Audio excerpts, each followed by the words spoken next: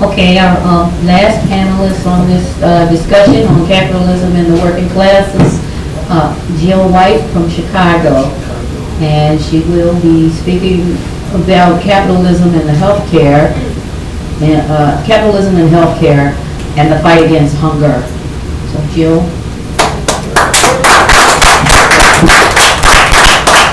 Thank you, comrades, and thank you for having this event.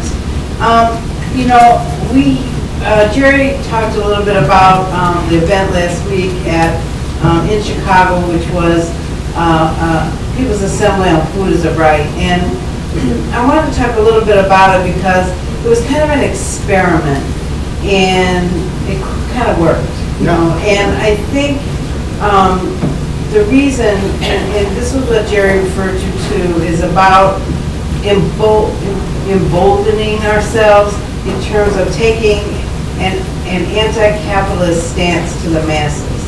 And this was an attempt to do that, and first of all, it was also a Midwest event, and it was an example of us, again, coming together. You know, people came from Milwaukee, Detroit, Rockford, Ohio, and really what the comrades did was they provided the foundation of the theoretical position of a anti-capitalist position on an issue like hunger. And it was couched in a conference, another conference called Critical Dietetics, which was called by really a progressive group of international dietitians, who many of whom are feminists, lesbian women, people who have been trying to do innovative approaches to health and wellness and nutrition, and looking at it from a social justice perspective. And I had proposed this conference just as a pre-conference to the real conference, because I thought, well, you know, I don't want to, you know, impose it on them. But the organizer said, oh no, let's make this the Saturday afternoon plenary. Everybody's going to want to be there. Yeah. And so it worked out. And we had, in addition to the comrades, who all brought carloads of folks, and the conference participants, and we had, we sort of mandated our nutrition students to be there, because we're trying to teach them to be advocates. Yes. For nutrition and health. And many of them, they come, I mean, I want to say something about the students, because, well, first of all, about the women that came, from the dietitians that came, most of whom are educators. Most of them are teachers in dietetic programs in universities, and they came from the UK, Australia, Canada, Trinidad, you know, we had, as well as the US. But first of all, people that work in universities are extremely frustrated. They're underpaid. Many of them are the new low-wage workers, because they're running these universities with huge numbers of adjunct faculty, who make maybe $2,000–3,000 a course, you know, and you're not even making $5 an hour when it all comes down to it. And people are working at 3 or 4 different institutions to try to make a living doing this, and yet you're expected, you know, there are a lot of expectations, and you're a teacher. I mean, and people care about teaching, you know, so you don't want to stand up there and do nothing, you know, so people work hard for very low wages, as do even the full-time faculty. And Comrade Bryant talked about organizing teachers and faculty, and it is one of those places, I think, where people are sort of like that formation of the 99% versus the 1%. The faculty is starting to realize which side of the barricade they're on, you know, and no longer this sort of professional cover, as is true of healthcare workers, and many people are beginning to see the need for representation and unionization as the austerity comes in, because it's really done off the backs of the people doing the day-to-day work in the university. And students are frustrated. We talked about the loans.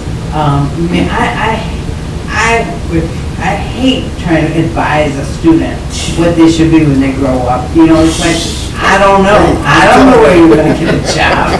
You know what I mean? So it's, you know, they've got these big loans. They've competed to get into programs as things become more and more competitive. Certainly dietetic students, it's really been one of my, been an area of my own work is trying to bring people of color to the field, because 95% of dietitians are white, which doesn't make any sense when you're talking about food, you know, and so, but I can't, and if people want to talk about it, I will, but it's like the way these systems, the gatekeeping in education and in higher education, professional health education, it's just so built into the system to keep people out, to keep people of color out, people who are marginalized in any way.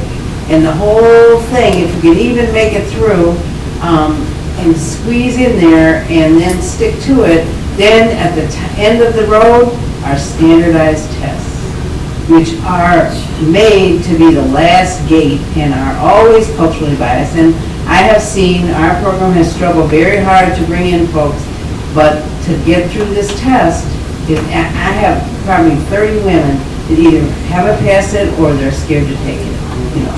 So that's what's happening, you know, in health education. So this environment, and then we brought in folks from the community, and we had the resources to get some buses. We invited community activists from the immigration movement, from the health systems, people. There was a woman her job is to give out food stamp vouchers at the community colleges, and she's so freaking frustrated. She says they don't qualify. I mean, they don't understand why they don't qualify. They should qualify, but they don't qualify, and they're poor, you know. So it was a gathering, and it kind of worked, and the Conference were able to, the trick, and I thought Conference did a wonderful job, is to put into popular language, you know, the analysis that we have of what's going on in society, so that people can understand it and make the connections and make the leaps. Because all we're really doing is telling the truth. Right. We're telling the truth, and people know it,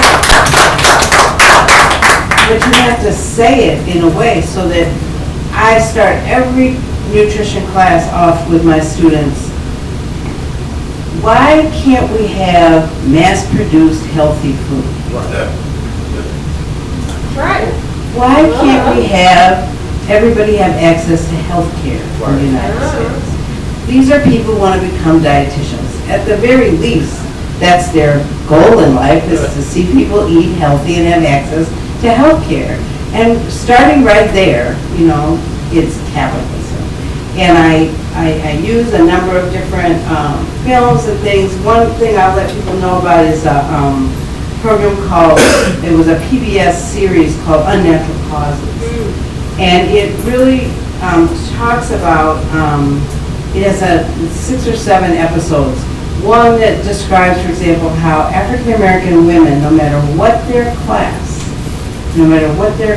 status is or whatever, have this really, really high rate of premature infancy and premature birth. And it ties it to the stress of racism, of living in a society of chronic racism. It has one whole episode on immigrants and immigrant health and how people come to this country healthy. The longer they stay here, the sicker they get, you know. And a lot of it has to do with food. It does have to do with food. So I think everybody in this room probably is aware of the cuts that we focused in on for this was really around the SNAP cuts, which is food stamp cuts, the need for food stamps.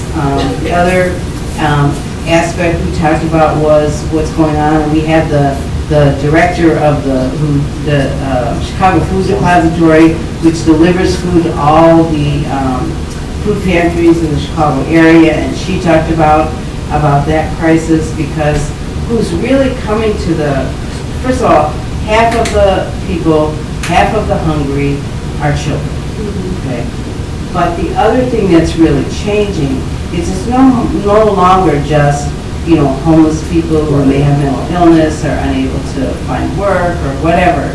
It's working families who have to choose between paying rent, paying utilities, buying food, and even people on food stamps now run out after 2 weeks. Right. And they're making it more and more difficult for people to come in. So these are some of the issues we raised.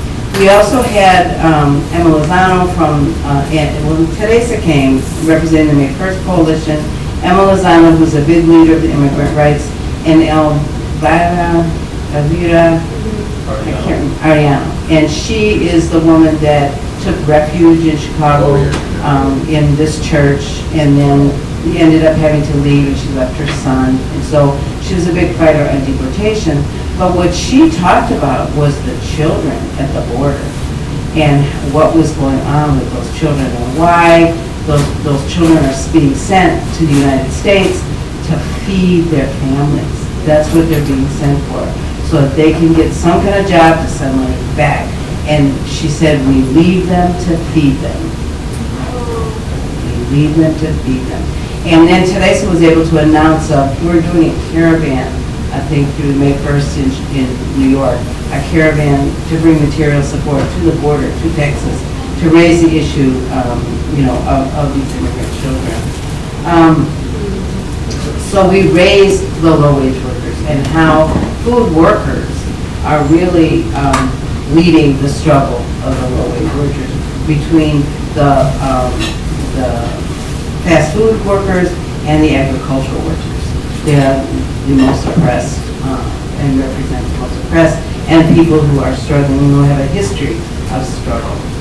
So I think I'm not going to go through all this, that, and the other. The other thing that I use, and of course this is the contrast, one of the films I always use with my students is called Salud, and it talks about the healthcare system in Cuba.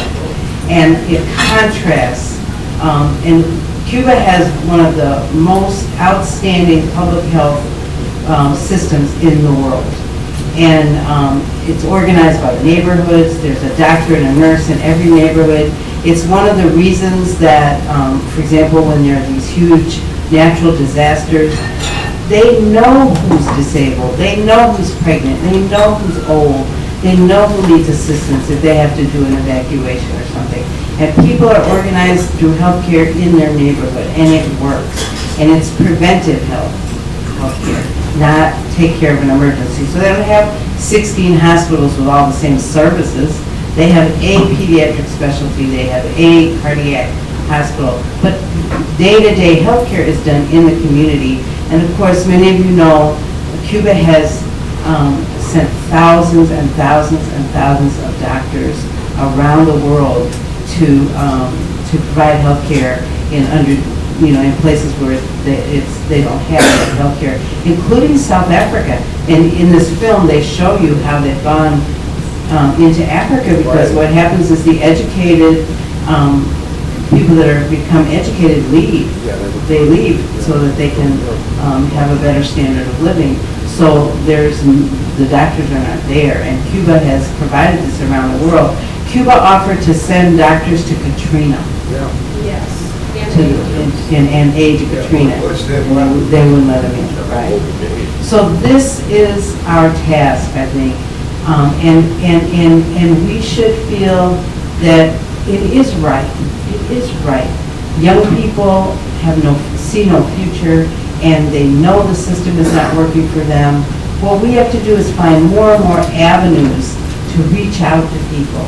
And I encourage you, in your own life, in your own, whether you're in school or you're in a community group or you're in wherever you are, that's where we need to bring the anti-capitalist messages.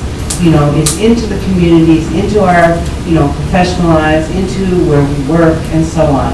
And people are going to hear the message, because if one thing is for sure, people are knowing now, this system does not work.